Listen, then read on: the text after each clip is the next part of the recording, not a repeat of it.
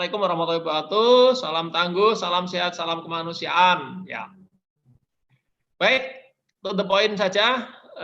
Saya akan masuk dalam materi tentang kalau yang dikasih di judul itu transparansi, informed consent dan seterusnya. Yang saya tangkap sebetulnya adalah substansinya itu banyak perilaku pasien yang diduga tidak jujur, kemudian berimplikasi pada perawat. Itu substansi yang saya tangkap. Nah, apakah ini bisa di-inform consent-kan? Itu kayaknya yang saya tangkap dari Presiden Lawyer Club-nya itu. Sehingga saya berikan judul yang agak bergeser, yaitu dengan pasien COVID-19 tidak jujur, itu alamat perawat hancur. Ya. Nah, nanti akan kita lihat dari perspektif informed consent. Jadi materi itu nyambung lah kalau dari tadi Dr. Mahli, kemudian kita fokuskan sampai kepada hal yang teknis. Ya. Bapak, Ibu, dan semua pemirsa yang sedang menyimak, baik melalui visual maupun audio visual maupun audio saja, ini real, ya. Jadi saya download dari informasi Kompas bahwa ada benar kebohongan pasien. Ya. Memang ini terminologi kebohongan itu sifatnya dugaan. Ya. Kemudian efek dari kebohongan ini banyak sekali perawat khususnya yang menjadi korban. Nah, sampai kapan akan terjadi seperti ini? Peraturan Menteri Kesehatan nomor 75 tahun 2019 tentang penanggulangan krisis kesehatan pun mengaturnya tentang kewajiban pemerintah, hak rakyat. Tetapi saya tidak menangkap ada variabel antara bahwa pemerintah menjalankan kewajiban itu melalui sarana. Salah satu sarannya adalah tenaga kesehatan, spesifik adalah perawat. Tapi tidak ada ketentuan yang mengatur bagaimana kondisi dan proteksi terhadap tenaga itu. Padahal pemerintah punya program pun tanpa melibatkan perawat dalam konteks penanganan krisis, menurut saya itu terlalu impossible.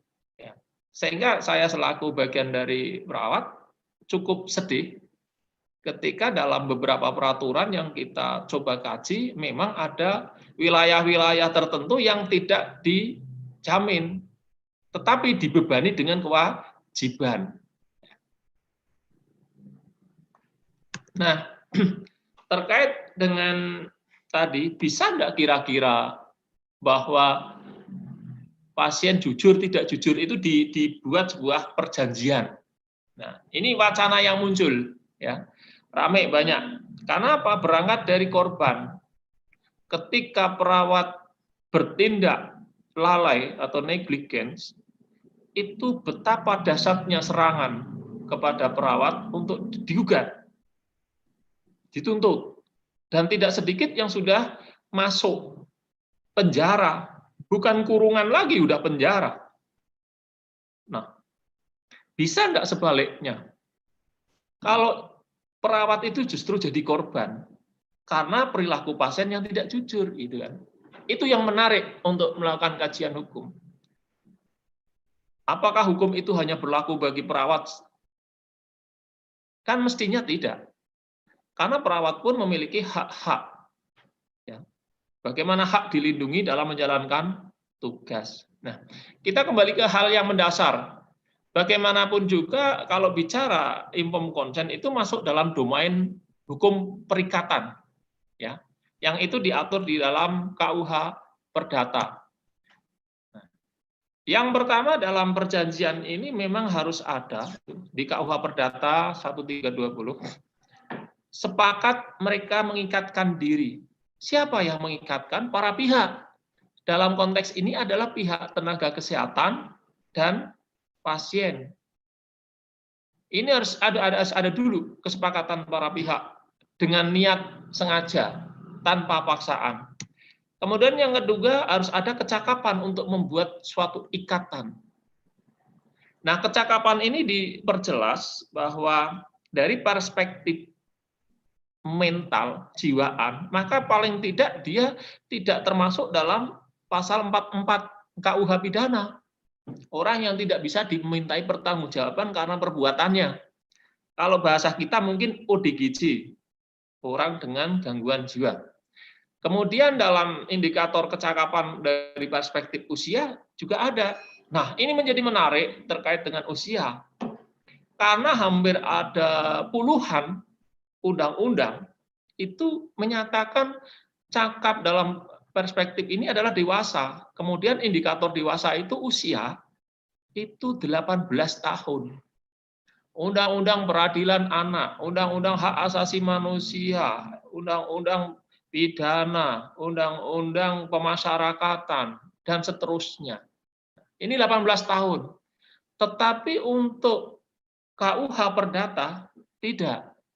Dia menggunakan 330, yaitu 21 tahun. Nah, kita menggunakan yang mana? Kita menggunakan yang 21 tahun. Kemudian ada suatu hal tertentu, apa yang diperjanjikan?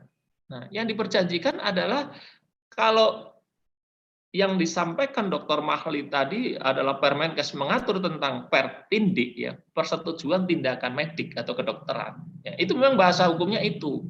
Informed consent itu adalah terjemahan lain. Kalau judul di dalam Permenkes memang seperti itu, persetujuan tindakan kedokteran atau medik. Artinya yang disetujui, yang disepakati adalah tindakan kedokteran, kemudian diperluas. Ya. Kenapa ini saya uraikan? Karena saya menjumpai di beberapa rumah sakit, ya, semoga sekarang sudah tidak ada, karena saya menjumpai tempo lama lah.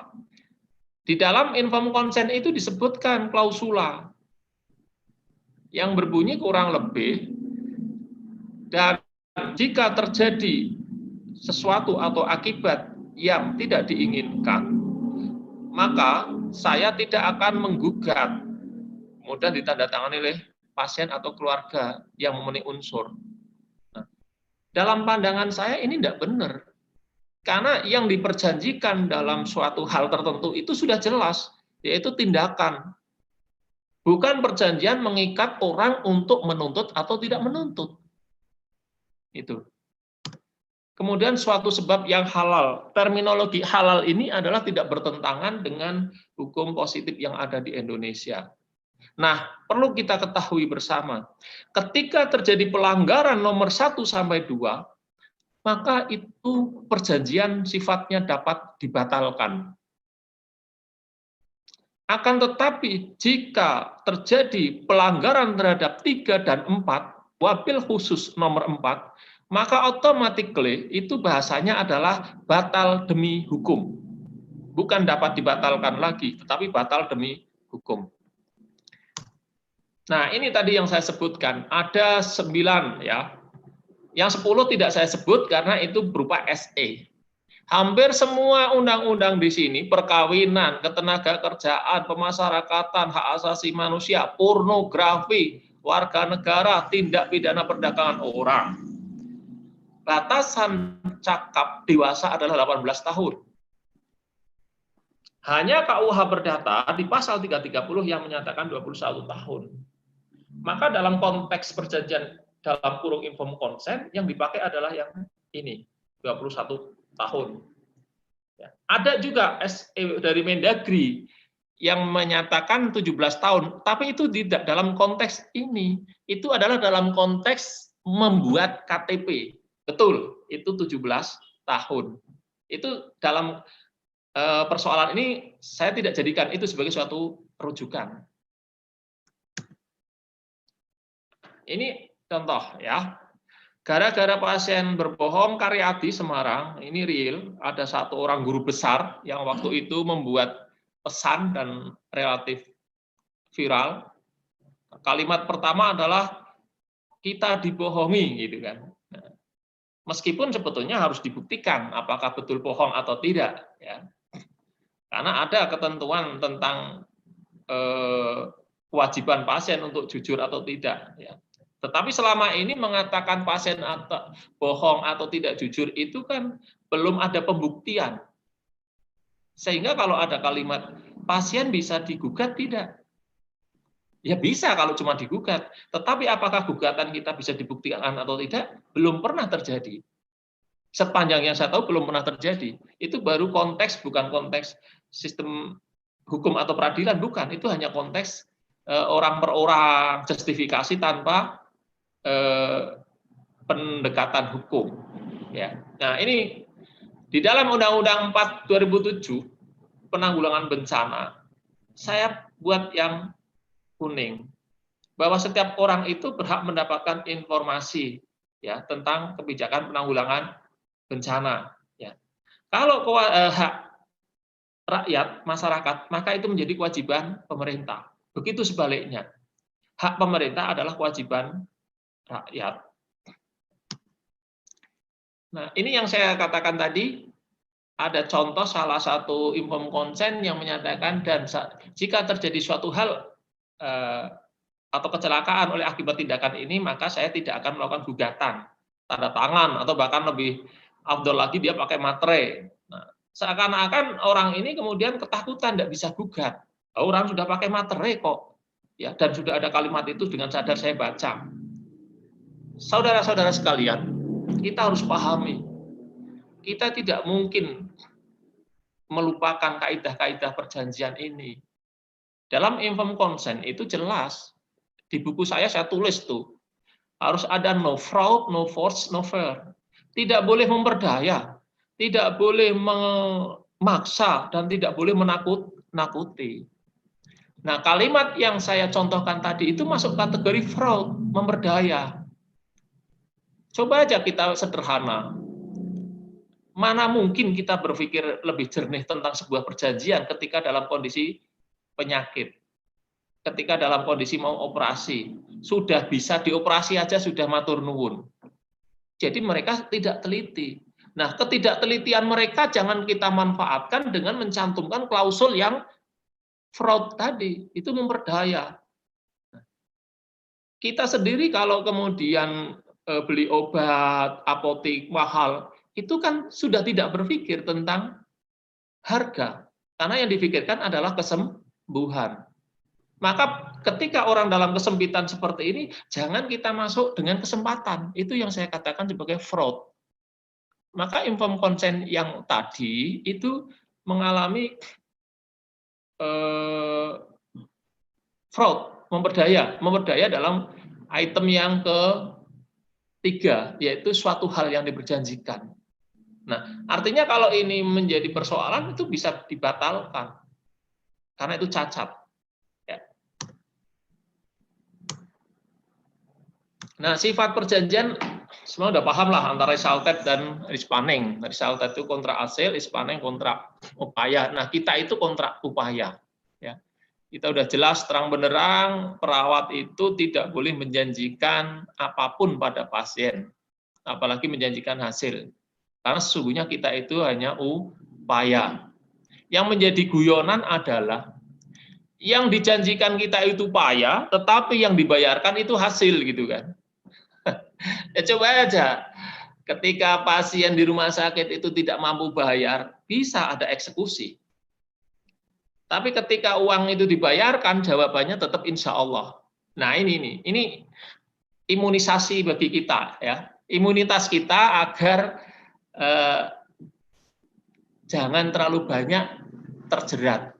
Ya. Tapi ini sudah mendunia, bukan hanya Indonesia, bahwa kontrak di bidang kesehatan itu bersifat spanning, bersifat upaya. Maka ketika ada kasus yang diobok-obok adalah upayanya, SPO-nya, ya, bukan persoalan hasilnya. Nah, ini juga di Jawa Tengah. 20 perawat wajib isolasi.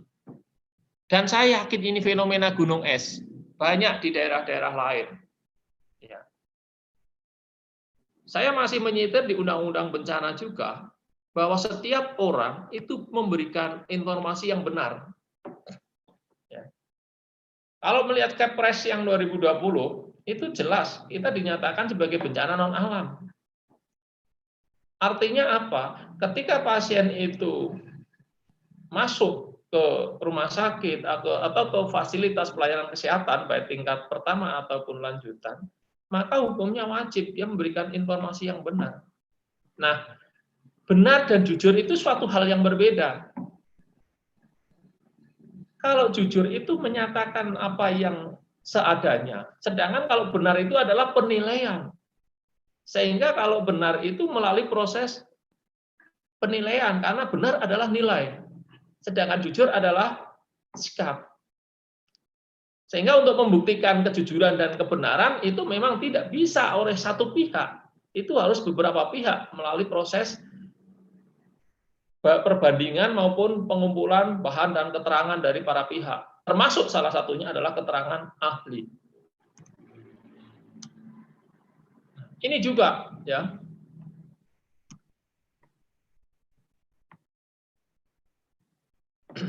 Undang-undang yang relatif klasik ya dan sangat simpel karena hanya 17 pasal. Di pasal 10 itu pemerintah bertanggung jawab melaksanakan penanggulangan wabah. Oke. Kemudian ada ketentuan pasal 11 bahwa barang siapa, orang termasuk, itu wajib melaporkan. Cuma dalam konteks ini barang siapa itu adalah orang yang memiliki tanggung jawab. Misalkan Pak RT dan sebagainya. Wajib melaporkan itu berarti adalah memberikan informasi. Ya. Segera melaporkan itu berarti adalah kedaruratan informasi. Nah, kemudian Undang-Undang Nomor Rumah Sakit ya 44. Pasien mempunyai hak untuk mendapat informasi, maka itu menjadi kewajiban pelayanan kesehatan untuk memberi informasi. Karena dia mendapat sebagai hak, maka pihak lain adalah sebagai kewajiban. Nah, ini rumah atau induk kita, yaitu Undang-Undang Praktek Keperawatan. Di pasal ini jelas, perawat dalam menjalankan praktek berhak memperoleh informasi yang benar, jelas, jujur dari klien. 37 juga memberikan lengkap. Ya. Nah, kalau 36 itu adalah hak perawat, maka ini di pasal 38 adalah menjadi kewajiban pasien. Pasal 40, mohon maaf. Hak perawat adalah mendapatkan informasi yang benar, jelas, jujur. Maka menjadi kewajiban pasien memberikan informasi yang benar, jelas, dan jujur. Yang menariknya adalah, kalau terjadi pasien tidak memberikan informasi sebagaimana yang ketentuan pasal tersebut, bagaimana sanksinya? Ini yang menarik. Karena Undang-Undang Keperawatan tidak ada sanksi mengatur ini. Bahkan bahkan peraturan Menteri Kesehatan yang mengatur tentang hak dan kewajiban pasien pun tidak ada sanksi itu. Termasuk Undang-Undang Bencana pun tidak mengatur itu. Yang diatur malah masalah laporan keuangan. Artinya keuangan itu mungkin lebih seksi daripada ketidakjujuran. Mungkin loh ya. Nah, ini peraturan Menteri Kesehatan ya. Jelas, nomor 4 2016 tentang kewajiban rumah sakit dan pasien. Pasal 26. Dalam menerima pelayanan, pasien mempunyai kewajiban. C, itu menghormati hak pasien lain. Hak yang mana? Hak agar tidak tertular. Pengunjung, ya, dan hak tenaga kesehatan dalam kurung perawat agar tidak tertular. Nah, ini disambung dengan salah satunya adalah memberikan informasi yang jujur dan akurat. Nah, ini.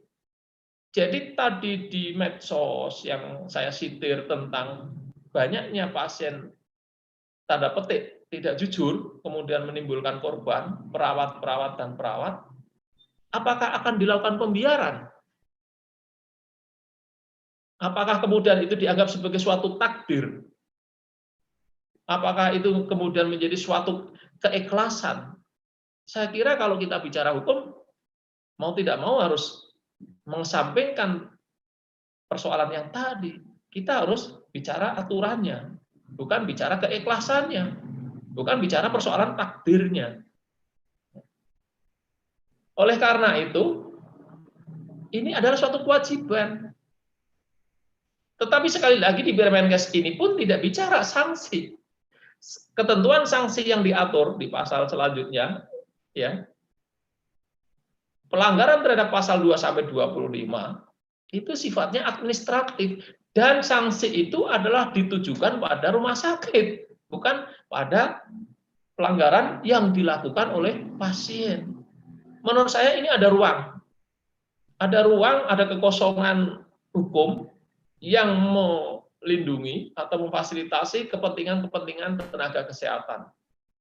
Silakan kita lacak semua peraturan bahwa tenaga kesehatan itu menjadi ujung tombak, tetapi bisa kemudian menjadi tombok ketika tidak ada perlindungan hukum di situ. Karena yang ada adalah beban kewajiban pasien, kewajiban rumah sakit.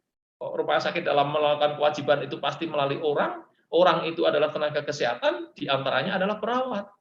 Tetapi ketika ada something wrong pada perawat, tidak ada klausula yang menjamin. Ini menjadi hal yang seksi yang menurut saya perlu dilakukan langkah-langkah terobosan. Ya. Dan saya kira ini sangat sepakat dari semua profesi kesehatan, sangat sepakat. Dan insya Allah akan kita Sabtu lah kalau tidak keliru akan bahas hal itu di rumah yang berbeda. Nah, ini yang saya tegaskan tadi di 4/2018. Sanksi administratif itu justru semua pada pihak rumah sakit. Dalam hal ini adalah ketika ada pelanggaran rumah sakit, artinya posisi dia sebagai tergugat. Dan di situ mengatur tata cara pelaporan dugaan pelanggaran. Jadi bukan saya iri, enggak lah, ya. Tetapi saya ingin mendudukkan persoalan itu dalam konteks yang proporsional. Ketika peraturan ini memfasilitasi masyarakat sebagai penerima pelayanan, kenapa tidak memfasilitasi kalau ada kejadian serupa dan pemberi pelayanan adalah sebagai korban? Nah, ini yang menarik, sekali lagi saya mengatakan menarik beberapa kali karena benar-benar serius menurut saya. Ini tentang terminologi benar, ya, kemudian jujur, ya. Artinya apa coba? Maka perlu sebetulnya ada telaah atau pedoman tentang indikator jujur dan benar itu. Kemudian indikator itu diterapkan pada asesmen yang kita buat. Ya. Karena untuk mendetek apakah orang ini jujur atau orang ini bohong, benar atau salah itu tidak gampang. Ya, sangat tidak mudah. Harus ada konfrontasi data-data dukung yang lain. Saya sudah pernah ada empiris kasus seperti ini, tetapi tidak sampai ke jalur hukum. Ketika ada orang ditanya, apakah Anda dalam 14 hari pergi ke daerah penularan lokal, zona merah, zona kuning, gitu kan.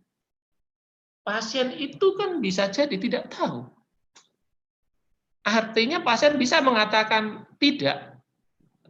Tapi apakah tidak itu sebuah kebohongan? Bisa jadi tidak, versi dia adalah sebuah kejujuran. Akibat ketidaktahuan. Nah, untuk mengeksekusi bahwa dia itu jujur tidak, nggak bisa saat itu. Pasti harus ada data dukung yang lain. Nah, sehingga nanti ada kategori di dalam undang-undang wabah. Apakah jenis tanda petik pelanggaran pasien itu kategori kealpaan atau kejahatan? Karena nanti hukumannya beda. Sehingga saya secara pribadi menyatakan, berpendapat bahwa kebohongan pasien ketika itu bisa dibuktikan, ya, atau dugaan itu kuat, maka bisa dilakukan proses hukum. Salah satu legal standing, pintu masuknya adalah ini. Barang siapa, orang termasuk, dengan sengaja menghalangi pelaksanaan. Memberikan berita bohong itu salah satu termasuk menghalangi. Ketika dia itu dengan sengaja, maka penjara 1 tahun atau denda setinggi-tingginya 1 juta. Karena ini tahun 84, 1 juta itu besar loh ya. Ini undang-undang ini mewah sekali nih, karena hanya 17 pasal ini. Saya bulan-bulan baca ini kok cuma 17 pasal, apa dibuat dalam tempo sesingkat-singkatnya gitu loh.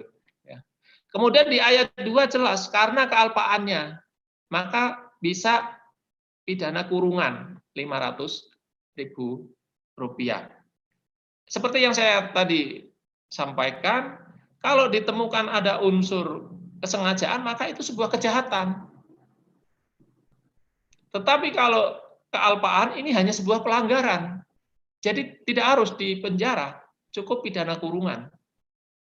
Pidana penjara itu ya di lembaga pemasyarakatan, kalau pidana kurungan itu bisa dikurung di rumahnya sendiri. Ya, ini biar gamblang ya. Nah, ini solusinya. Bagaimana langkah agar pasien jujur dalam memberikan informasi kepada perawat? Apa perlu diinform konsenkan? Kalau tanyanya ke saya, sudah saya jawab langsung, tidak perlu. Mengingat terminologi inform konsen itu adalah sudah jelas terang benderang mengenai tindakan yang akan dilakukan antara para pihak. Ya, dalam hal ini pihak pemberi pelayanan rumah sakit dan penerima pelayanan adalah pasien. Itu adalah tindakan kedokteran atau tindakan kesehatan yang lain. Maka tidak boleh dilebarkan menjadi masalah memberikan keterangan jujur atau tidak jujur. Tetapi bukan berarti tidak ada solusi. Saya tawarkan solusinya adalah membuat surat pernyataan. Ingat, bukan inform konsen, tapi surat pernyataan yang kemudian itu dilampirkan di dalam rekam medik. Afdal lagi dikasih materai 6.000 sebagai legal aspek sebuah dokumen. Nah, yang kira-kira adalah ada kalimat nama yang menyatakan identitasnya, kemudian nomor registernya, dan yang paling penting adalah surat pernyataan ini diberikan atau dibuat. Yang membuat itu logikanya ya yang menyatakan, tetapi terlalu tidak realistis ketika pasien harus nulis dan sebagainya. Maka pihak pemberi pelayanan bisa membuat form itu. Tetapi memberikan form itu adalah setelah pasien diwawancara. Sehingga kalimat, frasa yang muncul di dalam pernyataan itu, nama, alamat, umur, register, telah memberikan keterangan. Bukan akan. Karena kalau diberikan sebelumnya namanya akan. Kalau akan nggak ada manfaatnya dihukum, karena belum merupakan perbuatan. Maka telah memberikan keterangan dengan jujur. Dan seterusnya. Apabila kemudian hari ya, ditemukan yaitu atau didapatkan diperoleh ya ada unsur kebohongan, maka bersedia untuk diproses sebagaimana hukum yang berlaku. Kemudian kasih materai. Selain selain masalah hukum kata telah dan akan tadi, yang lebih prinsip adalah dari situ kita sudah bisa menangkap indikasi bahwa orang ini bohong atau tidak. Orang sudah ngomong banyak, panjang lebar. Setelah itu sodori kata itu, dia baca. Kalau orang itu ngomong jujur, dia tidak akan banyak komentar, dia akan tanda tangan. Tapi kalau ada indikasi bahwa pasien itu ada yang nggak jujur dan sengaja, berarti sebuah kejahatan, dia akan membutuhkan waktu. Dia pasti akan mengoreksi pernyataan-pernyataan yang awal, karena dia sudah melihat materai dan melihat kalimat bahwa saya bersedia untuk dilakukan tindakan sesuai dengan hukum yang berlaku. Itu secara psikologis akan mempengaruhi pasien. Lebih baik saya akan ngoreksi pernyataan karena tidak jujur daripada saya nanti bermasalah. Itu dalam kajian dan pikiran saya. Jadi clue-nya tidak perlu membuat informed consent hanya untuk sebuah kejujuran. Karena kejujuran itu adalah suatu sikap, benarnya adalah suatu penilaian, maka ungkapkan kejujuran itu dalam suatu pernyataan. Ya. Kemudian ada satu kalimat yang lebih penting adalah bahwa itu diberikan setelah dan dikasih materai. Materai ini ya debatable, ada yang mengatakan perlu, ada yang tidak. Tetapi karena dipandang suatu saat potensi terjadi sengketa, lebih baik dikasih materai aja dulu. Kiranya itu dulu, Bang Jajat. Terima kasih, kurang lebihnya mohon maaf. Saya kembalikan ke Presiden Zeminar Club, Bang Jajat. Assalamualaikum warahmatullahi wabarakatuh.